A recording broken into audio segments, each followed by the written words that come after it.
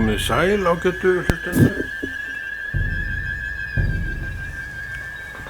Við erum komin á okkar stað sem svo sem kunnulegur staður og fyrir ykkur og okkur sem höfum verið að fylgjast með. En núna förum við sennilega í smávegis æskuminningu. Í hverfinu sem við bjöggum í minni æsku, sem Vesturbærinn sem samanstendur af Hellisgerði, Skúlaskeiði, Hellisgötu, Kirkjuvegi, Hrumbrekku, Vesturgötu og Vesturbraut og allt saman það, Merkurgötu og það. Að þar voru líka matvöruverslanir. Þá tími kaupmannsins á horninu enn ekki liðinn og hann í fullu gildi. Og íbúar á þessu svæði sóttu mikið það sem þeir þurftu til daglegra nota í þessar verslanir. Á mínu svæði, þegar ég krakki, þá eru þrjár matvöruverslanir bara, svona rétt hvor við aðra. Ein matvöruverslunin var Kaupfélag Hafnfirðinga. Önnur matvöruverslunin var, sem við kölluðum alltaf Kittabúð, ég veit ekki hvað hún heitir. Og svo þar aðeins fyrir neðan var önnur búð sem hét Dúllabúð. Þessar verslanir fyrir utan Kaupfélag Hafnfirðinga voru verslanir í einkaeigu og voru þetta bara fjölskyldur eða einstaklingar sem ráku þetta og gerðu svo lengi sem maður enn var að slíta basskónum. Nema hvað að Kaupfélag Hafnfirðinga svona á síðari tíma æskutímabilsins því lokað og rekstri hætt þarna á Hellisgötu en hann var nú, hvenær hætta í Kaupfélaginu á Hellisgötunni. Það farið að draga verulega að 1970 held ég sem það gerist, ég bara man ekki árið. Nema bara það að einn daginn þá lýkur þeirri vegferð. En Kaupfélagið heldur áfram á Strandgötunni og svo rís mikil kaupfélagsverslun en það ekki fyrir en Norðurbærinn byrjar að byggjast og með allra fyrstu húsum í Norðurbænum Kaupfélagsblokkin svo kallaða sem mikið háhýsi og enn og upp á 8 eða 9 hæðir. Nettó, ekki Nettó þar í dag? Ég held það. Þannig að það hefur verið rekin verslun í því húsi í áratugi á jarðhæð og svo hefur verið búið þar fyrir ofan þá í áratugi.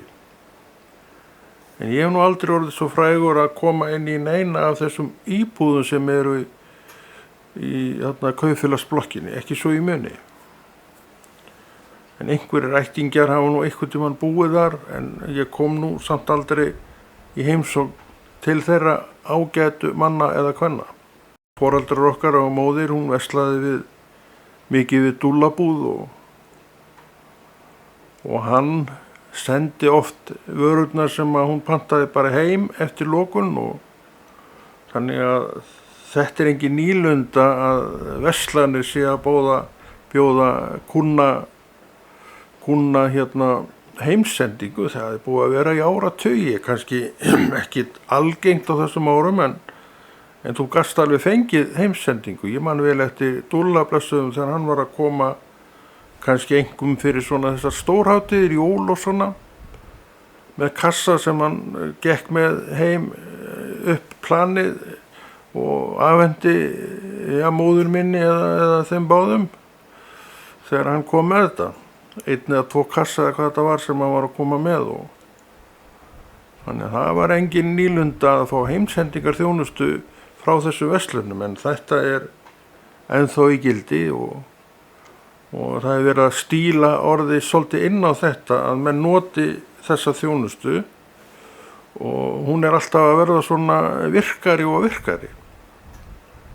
Að hvert bara fyrirtæki fyrir sig sé að senda til manna og kvenna á stór Reykjavíkursvæðinu, það miðast nú enn svona mestu við það. Og ég held bara ykkur að segja að flestar af þessum verslunum sem eru á annað borð sem þú getur verslað inn á netinu séu að bjóða þetta. Ekki endilega og fyrirfram að þær séu með eigin rekstur á bílum til þess að sinna þessu. Heldur eru nokkrir aðilar sem að selja þessa þjónustu og pósturinn einn af þessum aðilum sem að sendir út, bara pakka fyrir þessi fyrirtæki sem að selja á netinu.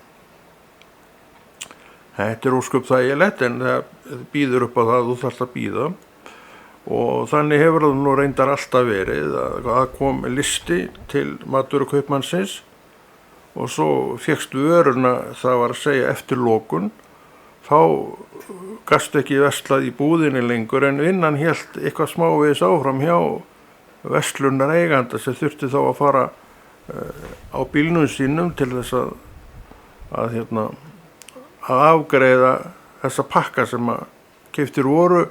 Ég held nú á þeim tíma hafa nú ekki verið tekið neitt ekstra fyrir þetta þó það geti alveg verið. Ég held nú samt ekki. En við sem sagt, mamma vildi versla við Dúlla og við vorum náttúrulega bara krakkar þarna að leika okkur og svo þegar mamma vildi fá eitthvað í búðinni þá hún að trufla leikinn okkar og við ekki alveg rosalega hrifnir af því að væri nettur að trufla það. Og hún bað okkur nú stundum manni að fara nú í Dúllabúð og versla það sem að hún var að biðja þar. Við hlustuðum ekkert á það, maður hlupum bara beint yfir götuna og inn í kaupfélagið og komum svo eftir bara örskamma stund aftur með það sem var beðið og karmölum að stalst nú alltaf til að kaupa sér smávegis sælgæti. Þannig að við vorum ekkert að pæla neitt í því hvort að Dúlli fengi peningana eða ekki. En það var allavega svona það sem hún vildi en við fórum bara stystu leið. Okkur lá meira á að halda áfram leiknum sem við vorum trufluð við. Heldur en að vera eitthvað að pæla í einhverjum kaupmönnum sem að foreldrar okkar vildu endilega hafa viðskipti við. Þetta skildi maður ekki þá og pældi ekkert í þá en veit betur í dag. En það breytust við nú nokkuð frá því að vera börn yfir það að vera fullorðið fólk sem þarf að pæla í þessu hvort þið með einum og öðrum hætti. Öll viljum við svona, oft það nú þannig á okkur að við viljum nú halda tryggð við þessa verslun og hina, þetta nú bara það sem að gildir í þessu. En á þessu svæði sem að ég ólst upp á var kaupmaður á horninu á nokkru stöðum bara skammt frá hvorum öðrum. Ætli maður hafi ekki verið maður var náttúrulega ekki nema hálfa mínútu að hlaupa yfir í kaupfélagið. Ætli maður hafi ekki verið svona kannski 2 mínútur eða 5 mínútur kannski að labba til að stúlla og 4,5 mínútu niður í Kittabúð, þær voru nú alveg hvor við aðra, ágætis matvöruverslanir báðar tvær og maður kom oft í þessar búðir og keypti eitthvað og maður var beðinn að fara og kaupa alltaf með sinn hundshaus því að fara að kaupa eitthvað í matinn var truflun á einhverju öðru sem maður var að gera sem var miklu mikilvægara. Að draga bíl og undan sér á gólfinu eða fyrir utan eitthvað, það var náttúrulega miklu merkilegra heldur en að það þurfa að vera að fara út í búð. Gæti ekki mamma bara gert það sjálf? En stundu var mamma ekki alveg á þessum nótum að gera þetta sjálf, en oftast nær fór hún sjálf því að við vorum ekki alltaf, krakkarnir vorum ekki alltaf fyrir utan að leika okkur þar því að við vorum bara út kvippin og kvappin alla daga. En ef að við vorum að þá hóa hún í okkur og báði okkur að fara. Og eins og vorum að segja þá gerðum við það alltaf með sínum hundshaus. Líka annað við þetta verslunafólk þeir sem að ráku þessar búðir, þessir kaupmenn á horninu, þeir voru gjörkunnugir öllum á sínu svæði. Það vissu allir hverjir þessir menn voru sem ráku þessar verslanir. Það eðlilegt. Þú varst meira og minna hjá þeim allan tíman sem að þeir voru með sínar verslanir. Og ég man eftir því að á jólum þá var náttúrulega gerð veglegri innkaup en venjulega og eitt af því sem var á boðstólnum hjá okkur voru þessir jóladrykkir, gos, malt, appelsín og eitthvað svoleiðis, og við munum eftir því að maltinu og appelsínu var blandað saman í könnu og svo drukku við þetta og fannst alveg herramannsdrykkir, malt og appelsín. Í dag hægt að kaupa þetta saman í dós, malt og appelsín, en á þessum árum þá bara opnaði maður sitt hvora flöskuna og sturtaði ofan í 1-2 lítra glerkönnu og þannig var til malt og appelsín með gamla laginu. Og svo kom að því að við vorum ekkert að pæla í þessum, maður vissum ekki sinna af því að hann Karl Greiði, hann lánaði foreldurum okkar flöskurnar, menn keyptu alltaf glerið líka, þannig var þetta nú á það dögum og það átti að skila þessu og það kannski trassaðist að skila þessu og við náttúrulega alveg störblöng alltaf vorum að taka þessar flöskur og fórum með til Dúlla og hann keypti þær á okkur, það bara fyrir gottir í eitthvað, og svo man einu sinni komum við þarna með flöskur til að selja Dúlla og þá horfur hann á okkur og segir, krakka mínir, á ég ekki þessar flöskur? Ég var að hristum hausinn, maður vorum ekkert að velta því fyrir hvort að Dúlli ætti þetta eða hvernig þetta var, við bara sáum að heima voru flöskur og þær voru þarna bara í sínum gössum og okkur vandaði aur og okkur langaði gottir í, þannig að við bara tókum flöskurnar og hlupum með þær til Dúlla sem að leta okkur hafa hérna glerið, eða fyrir glerið, eins og við værum að selja honum það. Ég man ekki hvort það varði eitthvað breyting eftir að við fengum þetta högg í andlitið, þessa spurningu hvort að hann ætti ekki þetta gler. Það getur vel verið að eitthvað hægst á því þá, en svona bara eru börn. Börn gera sér ekki endilega grein fyrir svona hlutum og svo fyrir utan það að þá er ekki endilega þar með sagt að foreldrar séu neitt að segja allt við krakkana sem að þau eru að gera. Nema hvað að svo endanum náttúrulega var þessu skilað en ég held reyndar að við erum nú hægt að selja þetta eftir þetta. Ég held að hitt hafa nú bara verið gert að hreinni vanvisku. En þetta var æsku umhverfið. Það voru þessar verslanir og þarna var meira í húsinu gegnt okkur sem kaupfélagið var í. Það var hægra megin í stærra hluta, vinstra megin var mjólkurbúð og þegar að við erum þarna, mjólkurbúðin var nú þarna í nokkur ár og þá gat fólk farið með brúsa að heiman og keypt í hann bara úr mjólkurbrúsa á gólfinu í versluninni. Þetta voru 2 lítra brúsar og það voru svona mæliausur sem að starfsfólkið jós upp úr brúsunum með og ég held að mælirinn hafi verið 1 lítir og til að fylla 2 lítra brúsa þá þurfti að dýfa 2 sinnum niður í laugin og ausa upp þangað til að brúsin fylltist. Og með þetta gekk maður, það var nú stutt að fara, það var bara yfir göttuna og upp hólinn og heim, bara örstutt. Og það var líka hægt að fá mjólkurfernur, ekki hérna, það hétu fernur, þetta var svona ákveðið lag á þeim sem var nú lengi við líði en ég held að það er nú þótt mjög óhentugar, þar tóku það svo mikið pláss í geymslum og öðru að ég held að það hafi nú verið ástæðan fyrir því að þær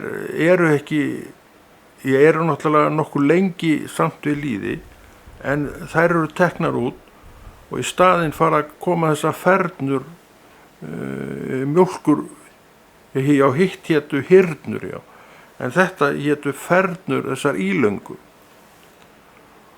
sem líka var hægt að kaupa, en það var seinna þegar hyrnunum skipt út, þá komu þessar fernur.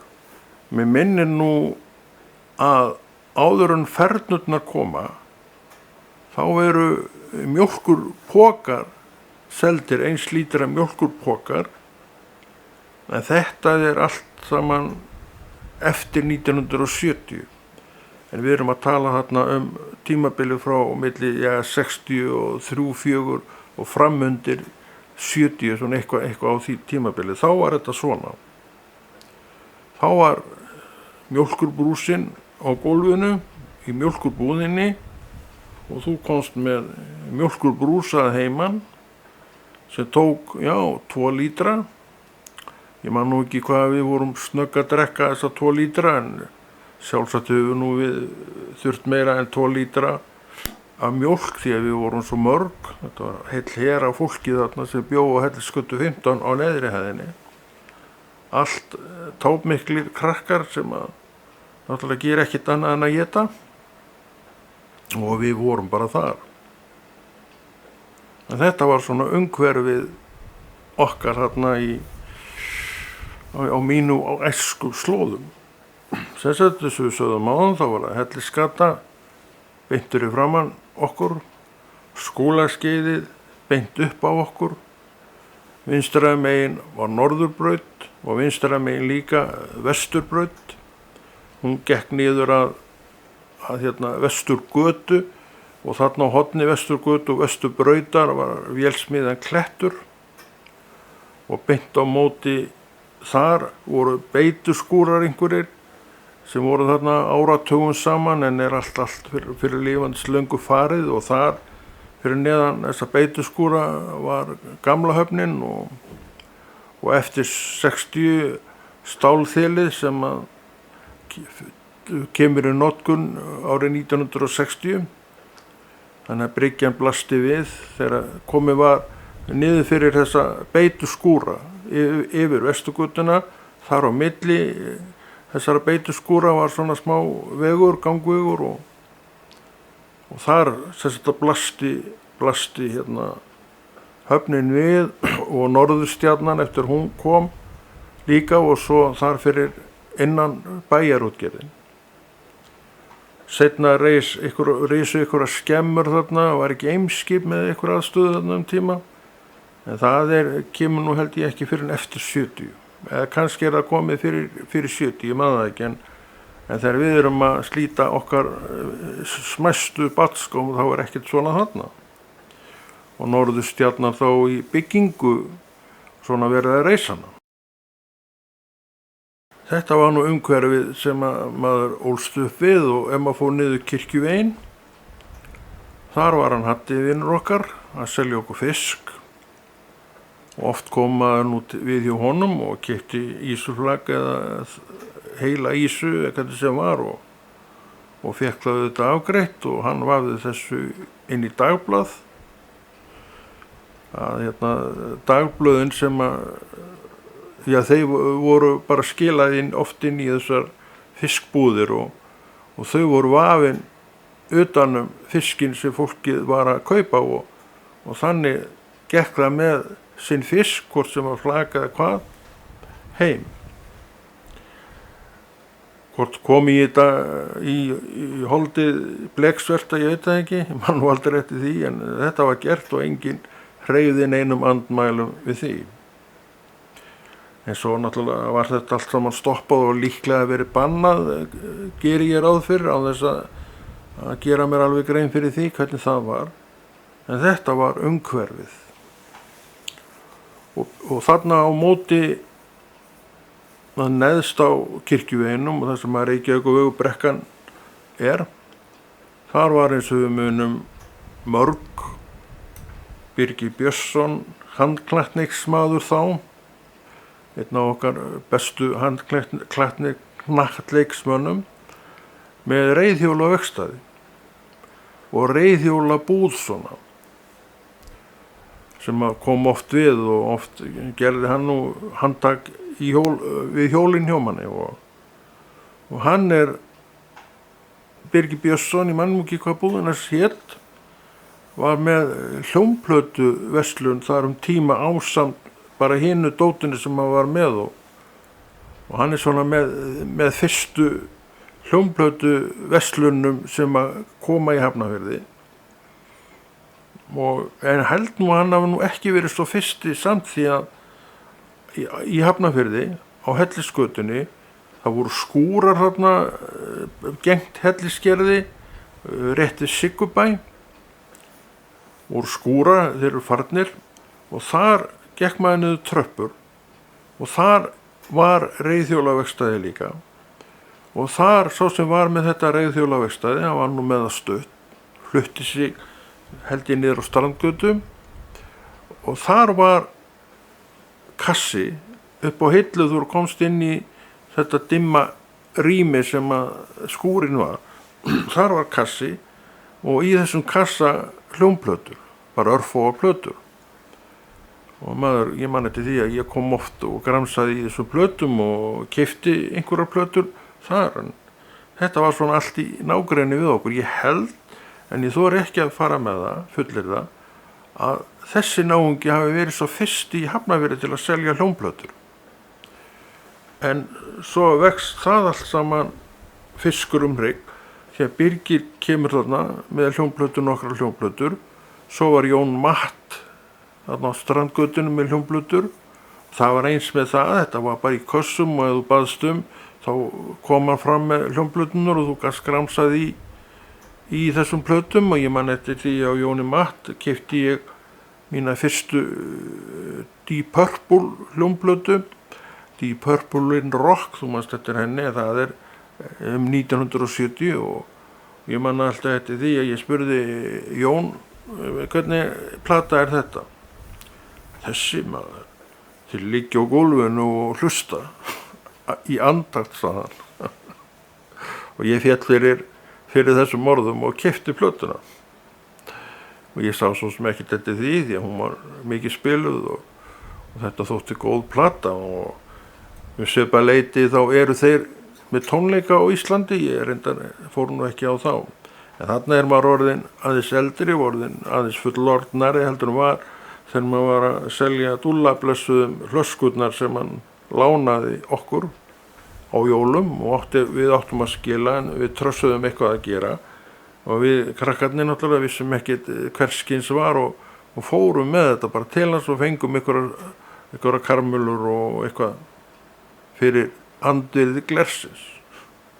Svo kemur hann með þessu svakalegu ábendingu og spyr okkur hvort hann haldið að hann eigi nú þessar löskur. Þetta við höfum vitað að það guttar maður sem hugsuðum ekkert annað en að leika okkur bara og íta á bílum og undan okkur leikhongabílum og elta hvora aðra í einhverjum eltingaleikjum. En eins og ég var að segja á þá held ég nú að við höfum ekki gert meira af þessu. Að selja eigandanum glerið sitt. Það þykir ekki alveg nú viðeigandi. En eins og við vorum að tala það eru bara sonur krakkar. Þau veit ekki allt og pæli ekkert í öllu og kannski ekkert sagt allt sem þarf. Og engi svo sem að veita því athygli þó einstaka flaska við úr nokkrum trékössum. En svona gerist þegar menn að trassa það að skila af sér einhverju sem þeir ætla að gera.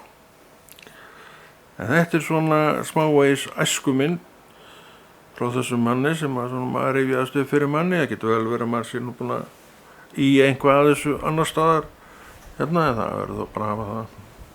Það bætist alltaf inn í svona sögur því að eftir því sem þú veltir meira fyrir þér þá fer nú að dragast inn í það svona eitthvað sem að gleymdist hreinlega að segja frá þá áður. Þannig að þetta allt saman í lagi. Þetta ekki verið ágætt bara núna og ég bara þakka fyrir mig og við gerum sennilega eitthvað meira af þessu.